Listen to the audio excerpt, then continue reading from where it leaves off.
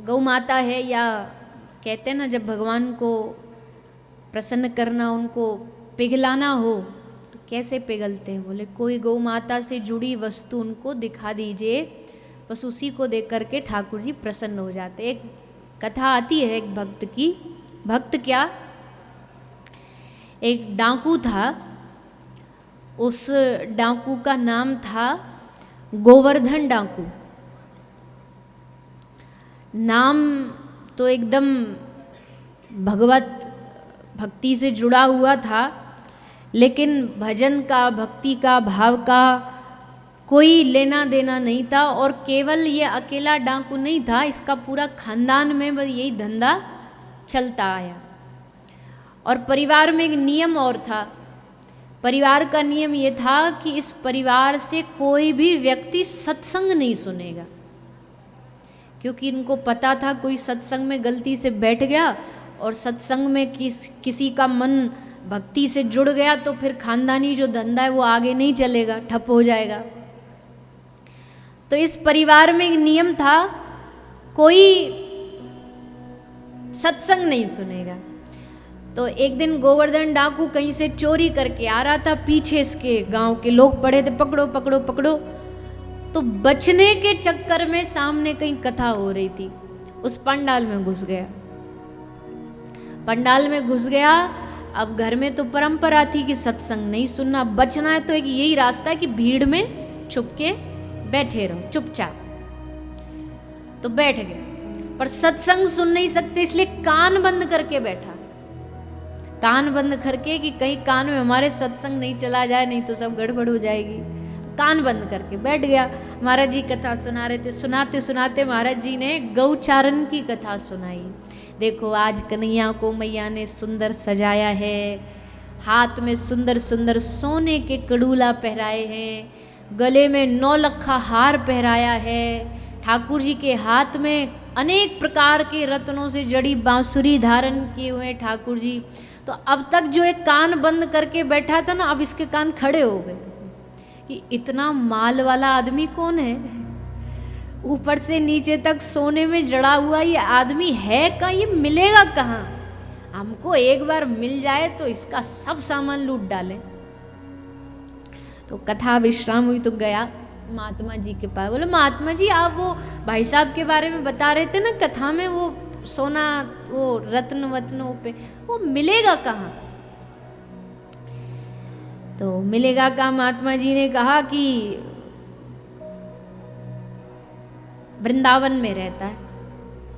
अच्छा अच्छा, वृंदावन में रहता है, तो हमारा मन है उसको लूटने का। महात्मा जी हंसे, वो चोरों का सरदार है, जानता है तू उसको? वो चोरों का सरदार है, उसको लूट नहीं सकता तू। पर गोवर्धन डाकू बोला कि ऐसे कैसे, हम भी कोई कम बड़े चोर थोड़ी हैं, जब तक उसको लूटेंगे नहीं पानी नहीं पिएंगे, उसको लूट के ही पानी पिएंगे। तो महात्मा जी जान गए कि भगवान की कृपा इस पे हो गई है, क्योंकि अगर कोई सच्चे दिल से इसको लूटने के लिए तैयार हो ना, तो ये तो लुटवाने के लिए भी तैयार है, पर कोई प्रण ले ले कि हम लूट के ही रहेंगे इसको। तो महात्मा जी ने कहा अच्छा एक काम कर, अगर तुझे कहीं मिल जाए और तुझे उससे कुछ मनवाना हो तो ये थोड़ा माखन ले जा, उसको माखन दे देना, तो उसको माखन बड़ा पसंद है। तो आ गया वृंदावन। अब वृंदावन आया, कुछ चरवाहे गाय चरा रहे थे, उनसे पूछा भैया यहाँ वो आदमी कहाँ रहता? बोले कौन सा आदमी? बोले उसका नाम कृष्ण है, गैया चराता है, बंशी लकुटी कामरिया। सब हंसने लगे, अरे बाप रे वो किसी और युग की बात थी, इस युग में थोड़ी वो गाय चराता। बोले नहीं, अभी अभी ताजा खबर मिली है हमें, अभी अभी सुन के आए महाराज जी से कि अब भी चराता गैया।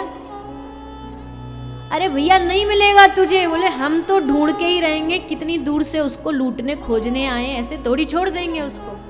प्रण लगा के बैठ गया। अब यहाँ आया, अब ढूंढने निकल पड़ा वृंदावन में, और निकल पड़ा तो अब धीरे धीरे उसकी पुकार जो है वो बढ़ने लगी, पुकारने लगा, सारे वृंदावन में खोजने लगा, कहाँ हो तुम, मैं भूखा प्यासा कब से तुमको बुला रहा हूँ, इतना सब काम धंधा छोड़ के यहाँ तुमको लूटने आए। मन में धीरे धीरे वृंदावन का प्रभाव भी आने लगा। तो सामने क्या देखता है, गैयाओं का एक पूरा झुंड आ रहा है, सब गैया रमाती रमाती आ रही हैं। उसे लगा गाय है तो वो भी होगा, वहीं चला गया और वहां जाके देखा तो वहीं श्याम सलोना रूप बना करके ठाकुर जी गैयाओं के पीछे पीछे चल रहे हैं। तो गोवर्धन डाकू नजदीक आ गया भगवान से और आकर के निकाला चाकू और भगवान की गर्दन पे रख दिया। बोले उतारो, ये जो जो पहन रखा है सब उतारो। ठाकुर जी बोले तेरे बाप को है का जो उतारूंगा? बोले जानते नहीं तुम, हमारा नाम है गोवर्धन, हमारा नाम है गोवर्धन डाकू। ठाकुर जी मुस्कुरा के बोले तेरो नाम गोवर्धन है, हमारो नाम गोवर्धन धारी है, हम गोवर्धन को भी उठा लें, तू आयो बड़ो हमको लूटने। अब इस गोवर्धन ने सोची कि ये डराने से काम नहीं, ये सुनने वाला नहीं तो लालच। वही जो महात्मा जी ने माखन दिया सोई माखन लेकर के इसने भगवान को सामने रखा। और जैसे भगवान को सामने इसने दिया, भगवान माखन देख के एकदम रीझ गए और रीझ के इसको गले से लगा लिया। और ठाकुर जी स्पर्श करें उसके बाद किसी की बुद्धि में कोई दोष रह सकता है? जैसे स्पर्श किया बस आंख से आंसू बहने लगे। ठाकुर जी ने ले जा ये सोना चांदी। ना प्रभु, अब तो जो मिल गया उसके सामने सोना चांदी काहे का। बस फिर गोवर्धन डाकू यही ब्रज में वृंदावन में रह कर के भजन करता करता भगवान को प्राप्त कर लेता है।